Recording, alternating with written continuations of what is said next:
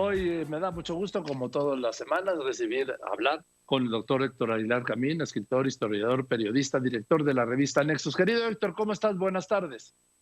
Muy bien, Joaquín. Aunque no sé si también, la verdad, estoy un poco confundido. Mira, no sé si estamos en estos días, Joaquín, en una crisis, lo que podríamos llamar una crisis constitucional de México. Yo creo que la primera a la que habríamos asistido tú y yo como generación, o simplemente estamos en un momento de colusión o de agrupación de los poderes de la República en manos del presidente de la República. Estamos en un momento muy extraño en el cual hay en este momento vigentes en el país dos criterios respecto de quién manda constitucionalmente en el país. Si el artículo transitorio aprobado por el Congreso, extendiéndole 2 años la posición al presidente de la Corte, Saldívar, o el artículo 97 vigente de la Constitución, que solo le permite tener ese puesto durante 2 años. Es un enredo constitucional que en el fondo quizás no es tan enredado. En el fondo no es más que una maniobra política disfrazada de una falsa complejidad legal o constitucional. Porque aquí lo que ha sucedido es que, sin tener facultades para ello, el Senado y luego la Cámara de Diputados, mediante un artículo transitorio, niega un artículo constitucional, el artículo 97. Es un artículo transitorio inconstitucional de origen, porque niega al artículo 97 vigente, que es el que determina cómo y por cuánto tiempo se elige al presidente de la Suprema Corte. Y a partir de esta ilegalidad flagrante, con el silencio del presidente de la Suprema Corte, con el clamor de toda la comunidad jurídica de México en contra, se sigue adelante el procedimiento, de manera que hoy es la Corte quien va a determinar en su momento si lo que vale es el artículo transitorio o lo que vale es la Constitución.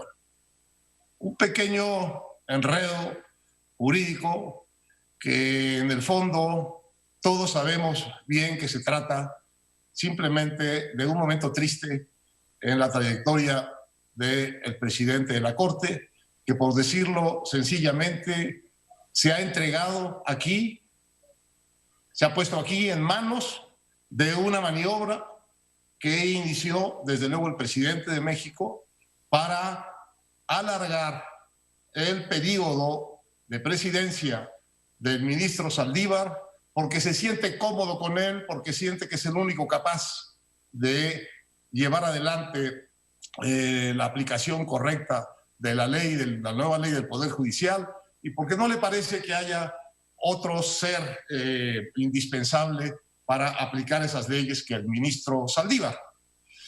Todo mundo, mucha gente lee detrás de esto, pues una maniobra tan burda como la que fue la de intentar aumentarle al gobernador Bonilla 2 años su mandato, por cierto, que fue intento que fue refutado por el propio Saldívar, y todo el mundo está de alguna manera entendiendo que esto es otra especie de globo sonda para ver si en algún momento, mediante un procedimiento parecido, al presidente se le ocurre la ampliación del periodo de alguien o de su propio periodo presidencial. De manera que en medio de este enredo jurídico, Joaquín, pues parece que hay una maniobra política pues tan diáfana pues como lamentable, ¿no, Joaquín? Porque la verdad es que creo que lo único que nos faltaba en términos de irregularidades institucionales con este gobierno es que se haya quedado de esta manera con la voluntad del presidente de la Corte y que haya podido reunir en su misma mano durante esta semana a los tres poderes, el suyo, que es el de la titularidad del Poder Ejecutivo, el del Legislativo, al cual él le introdujo la sugerencia del artículo transitorio, y finalmente el de la voluntad del presidente de la Suprema Corte. Es un muy mal momento, yo creo, Joaquín, para la vida institucional. Hace un momento, Héctor, hablé con el presidente de la Corte, con Arturo Saldívar, y me dijo que él, por más que le presionen, no se va a posicionar, y que él va a cumplir su mandato, o sea, que termina en diciembre del año que viene, del 22, y que sobre la constitucionalidad o no de esta aprobación del Congreso, dijo que será finalmente el Pleno, la Corte, claro, la Corte, cuando venga la acción de inconstitucionalidad, que no se van a presentar una, sino varias, decida. También me dijo algo que es muy interesante, que en ese momento, cuando llegue al Pleno, él se va a excusar de participar. Hay muchos trucos metidos ahí, pero a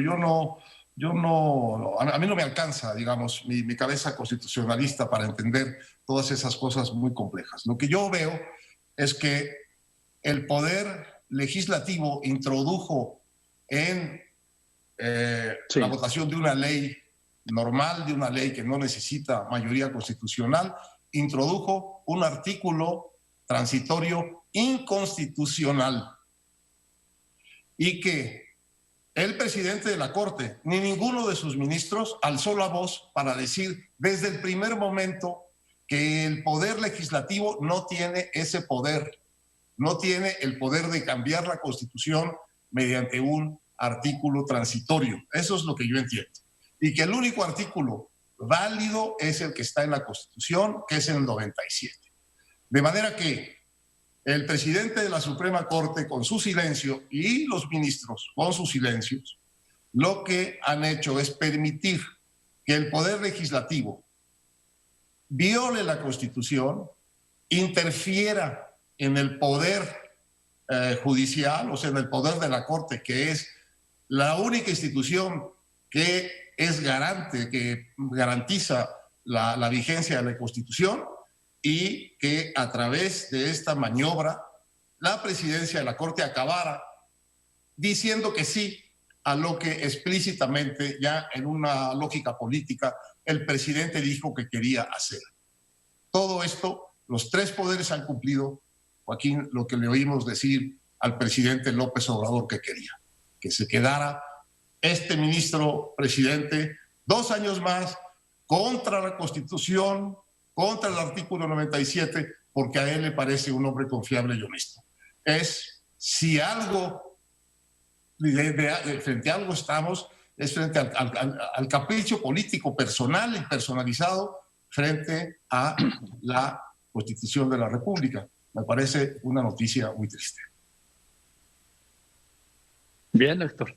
Pues gracias, querido Héctor. Nos vemos el próximo jueves, ¿te parece bien? Nos veremos el próximo jueves, Joaquín. Gracias, Héctor. Te mando un abrazo, el doctor Héctor Aguilar Camín, escritor, historiador, periodista, director de la revista Nexos.